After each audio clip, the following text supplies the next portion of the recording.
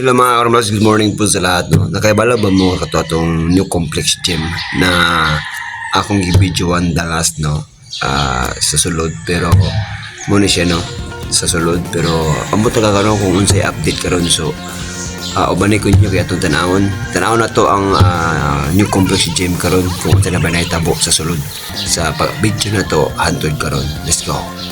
Karon blood sa entrada mo yung makita ninyo no Guys. at itong new complex gym. Guys, ito Grabe na yung kadako kayo. namin, yung tinatrabahoan namin, pero malinis ang tingnan, pero hindi pa natapos. Ang syuta ko naman, nasaan na kaya yun? Hinahanap ko pa. Atong sudlon balik ta ikatulong video na ako niya kung unsa na bay gama karon.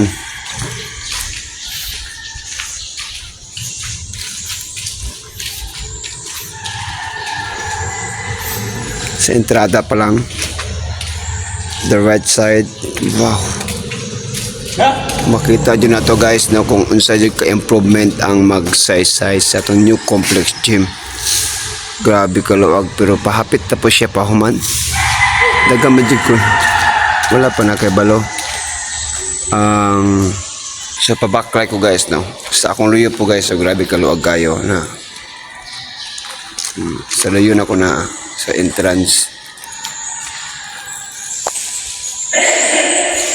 So sa karon makapan niya akong mapapakita sa inyo kung unsa na ba jud ang gama sa atong new complex gym.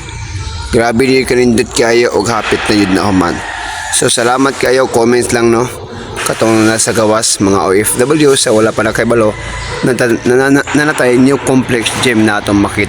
Diba? Nagpasalamat tayo no. Sa tingin ng Dolmio Charlie Buichan, nagibuhat ang tanan para natin new complex gym na makita na to diri sa Magsaysay. So salamat sa inyo at bye bye.